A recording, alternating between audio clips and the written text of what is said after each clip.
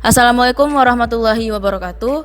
Kami dari kelompok 533 KKN tematik Unsiah 2020 sedang berada di posko gugus COVID-19 Pidijaya. Kami sedang melakukan wawancara bersama jubir.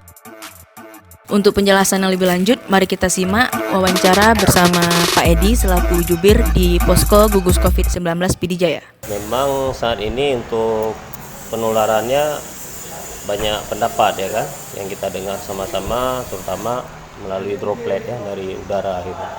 Nah, sehingga apa yang dilakukan pemerintah ya pakai masker ya kan, kemudian jaga jarak, nah, seperti itu, cuci tangan ya. Nah, mungkin ini perilaku sebenarnya JTP ini udah lama, kita di Dinas Kesehatan juga sudah menganjurkan supaya selalu cuci tangan, tapi orang kita namanya nggak ada beresiko ya biasa-biasa aja ya.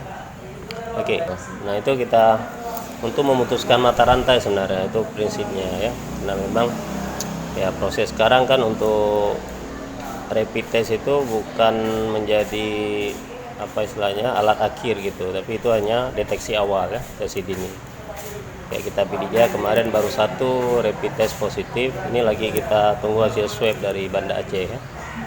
Ya sampai sekarang belum ada hasilnya, mudah-mudahan negatif hasilnya kan. Tapi pasiennya tetap masih diisolasi? Masih di ruang isolasi ada satu orang ya. Selama hasilnya belum keluar tetap diisolasi? Ya, kita tetap isolasi. Sebenarnya itu pilihan bagi pasien. Kalau dia mau di rumah silakan. Tapi karena kita pikir, kita takutkan nanti pasien di rumah nggak ada yang kontrol, takut dia nanti, kita orang Aceh kan sering ngopi ya. Nah itu yang kita takutkan, penularan terhadap masyarakat setempat. Jadi akhirnya kita bawa ke ruang isolasi kita di gedung Pantai C5. Nah makanya kenapa 14 hari memang virus ini dia bisa terdeteksi dalam 14 hari. Kalau 14 hari itu nggak ada berarti dia udah aman. Ya baik, sebenarnya untuk deteksi COVID itu ada di sini di gugus tugas ini ada 4 sih yang kita pantau. Yang pertama itu pelaku perjalanan, itu namanya traveler ya. Di traveler kita itu udah hampir 2000-an jumlahnya di Pidijaya ya. Nah itu orang yang datang dari Jakarta, dari daerah transmisi lokal, itu kita pantau selalu. Tekniknya teman-teman Puskesmas, ada 12 Puskesmas kita ya. Jadi mereka yang memantau terus lapor ke posko setiap hari. Nah kemudian untuk memantau pergerakan mereka kita telepon setiap hari. Nah jadi kalau untuk traveler itu yang pantau teman-teman Puskesmas. Nah sementara setelah traveler itu ada istilah OTG, orang tanpa gejala ya. Nah ini orang tanpa gejala itu orang-orang yang memang dia tidak ada gejala tapi dia terpapar dengan orang-orang yang memang suspek corona itu. Nah itu OTG namanya. Dan ini yang kita takutkan sekarang karena memang orang-orang seperti ini kita nggak mendapatkan apanya ya, gejalanya. Nah itu yang kita takutkan hari ini. Ya termasuklah pasien kita di isolasi itu tuh OTG, itu orang tanpa gejala ya. Tapi itu dia belum tahu positif negatifnya ya Pak? Iya. Nah dia ketika kita periksa suhunya bagus, normal ya kan, tidak ada batuk, tidak ada demam, nggak ada bersin-bersin gitu. Dia sehat walafiat alhamdulillah di ruang isolasi itu. Tapi karena tadi ada riwayat ya, dia merupakan salah satu kernet bus ya antar kota. Nah ini yang kita takutkan. Nah kemudian setelah itu ODP. Nah ODP di Pidijaya semenjak tanggal 18 Maret sampai sekarang itu 35 orang. Tapi semuanya udah selesai pemantauan. Nah itu kita pantau selalu, ada dokter di sini di gugus. Dokter Siti itu setiap hari menelpon orang-orang ODP itu selama 14 hari. Nah kalau 14 hari itu tidak ada masalah kesehatan, nanti sudah dianggap selesai pemantauan itu.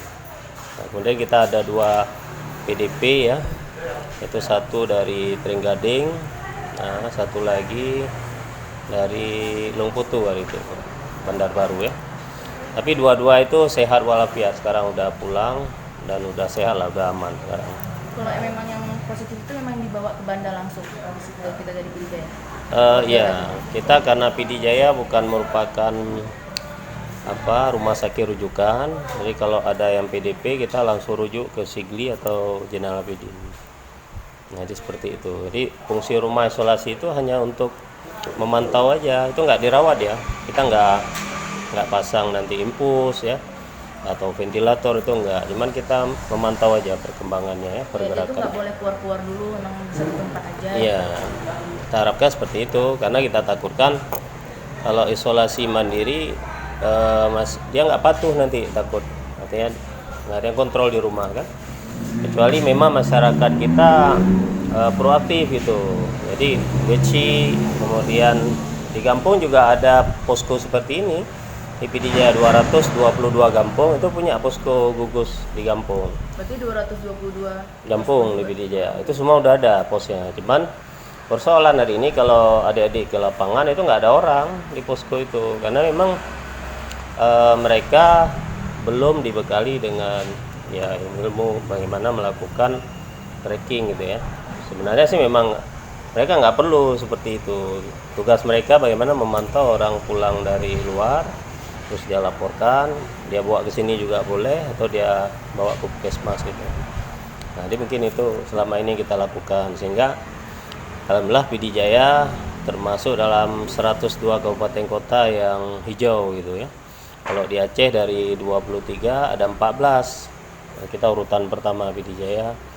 Nah, kenapa? Karena memang kita bisa menekan angka kasus COVID itu. Dan sebenarnya new normal ini sih kita kembali seperti semula gitu, tapi protokol kesehatan harus tetap ada gitu, misalnya pakai masker, cuci tangan ya kan, social distancing, physical distancing, nah itu tetap kita jalankan sebenarnya. Tapi saya lihat beberapa hari ini masyarakat kita protokol kesehatan udah dilupain gitu ya. Jadi masker pun udah malas pakai gitu ya. Nah, ini juga sebuah persoalan karena memang perilaku itu tidak mudah kita rubah gitu ya. Dia tidak seperti membalikkan telapak tangan, butuh waktu. Ya sama seperti orang merokok lah. Orang merokok itu sulit untuk bisa kita hentikan gitu. Kecuali dia memang sudah merasakan sakit ya. Nah, di awal-awal Covid ini kan tanpa kita suruh tuh masker ya, malah berebut gitu, datang ke posko minta masker. Kita nggak cukup stok untuk mereka kan. Jadi seperti itu. Tapi hari ini saya lihat udah jarang orang minta masker ya. Kalau dulu begitu lewat mampir ke sini tak masker, tapi kita nggak ada stok gitu ya.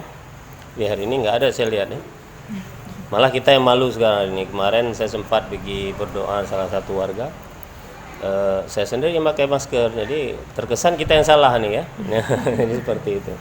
Makanya sebentar lagi kita akan rapat di tingkat pimpinan. Kita harus sampaikan new normal itu gimana sih aplikasinya. Dan waktu new normal nanti posko kita tetap masih ada? Tetap, posko kita tetap selama di pusat gugusnya belum ditutup gitu. Karena ini kan sebenarnya gugus tugas ini adalah perpanjangan dari pimpinan kita, mulai dari presiden kan. Ini kan ketuanya Pak Bupati kalau di kabupaten. Prinsipnya kita satu pintu ya kan. Untuk surat misalnya surat menyurat ini kita udah instruksikan di gugus gitu. Tapi untuk rapid test itu kita tidak lakukan di posko, di gugus ini kita lakukan di puskesmas ya.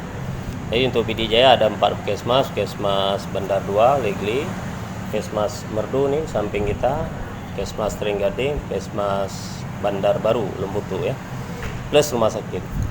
Jadi 5 tempat itulah yang menjadi tempat untuk rapid test gitu. Nah, dan saya udah instruksikan juga, gugus sudah menginstruksikan kepada teman-teman puskesmas dan rumah sakit, gratis, nggak boleh ambil bayaran gitu ya. Nah, memang sebelum kemarin di koran sebelum ada instruksi gubernur itu berbayar ya, misalnya kalau kita naik pesawat gitu. Kalau orang naik pesawat nih sehat nih ceritanya, tapi dia butuh surat itu dia harus bayar gitu. Seperti itu. Jadi sebelum ada instruksi gubernur kemarin. Tapi mulai kemarin dan seterusnya nih gratis. Ya, seperti itu. Kalau rapid test itu kan hanya melihat reaksi antibodi tubuh kita ya, untuk melihat apakah sudah kebal terhadap virus atau tidak sebenarnya. Jadi kalau akuratnya itu hanya 30-40% lah. Sementara swab itu 99% untuk bisa mendeteksi bahwa itu dia positif corona atau tidak gitu. Nah makanya kayak pasien isolasi itu kemarin kadang-kadang pemahaman masyarakat ya kan, gara-gara rapid test sudah positif gitu, padahal enggak, dia masih sehat gitu kan. Nah, Seperti itu perbedaannya. Berarti memang menentukan pasien itu positif itu di tes swabnya. Di swab ya. Cuma swab itu kita nggak ada di PD Jaya. Nah itu ya adanya di Zainal Abidin untuk mengambil swab ya. Terus 11 kabupaten kota yang ada rumah sakit rujukan ya. PD, Biren, ada 9 lagi gitu. PD Jaya nggak masuk. Nah sementara untuk pemeriksaan swab ada di Litbangkes dan Usia. Nah, untuk sementara ini yang punya pasien kita nih di Litbangkes. Seperti itu. Dan ke depan mungkin minggu depan itu kita akan lakukan rapid test di beberapa tempat, untuk di di warung-warung ya kan, terus di tenaga kesehatan, di kantor, kemudian di tempat-tempat wisata, di pesantren satu lagi. Nah itu akan kita lakukan di rapid test. Nah itu minggu depan nih, namun tanggal 8 batas ya. Itu nggak perlu diberitahukan dulu sama masyarakatnya atau yang langsung turun? Iya, kita pemberitahuan dulu gitu. Pemberitahuan ya minimal pakai koran lah kita, koran Serambi ya. Nggak mungkin kita datangi seluruh kampung itu. Paling di koran kita sampaikan aja bahwa dalam waktu dekat pemerintah melalui gugus tugas akan melakukan rapid test kepada beberapa komponen gitu ya. Nah, sayangnya di PD Jaya ini kan banyak pesantren nih daya besar banyak ini, terutama daya Abu Takru itu mereka punya santri hampir 5.000-an ya, karena kita nggak sanggup, alat kita nggak cukup ini. Paling kita bisa melakukan 150 santri ya, sampel aja.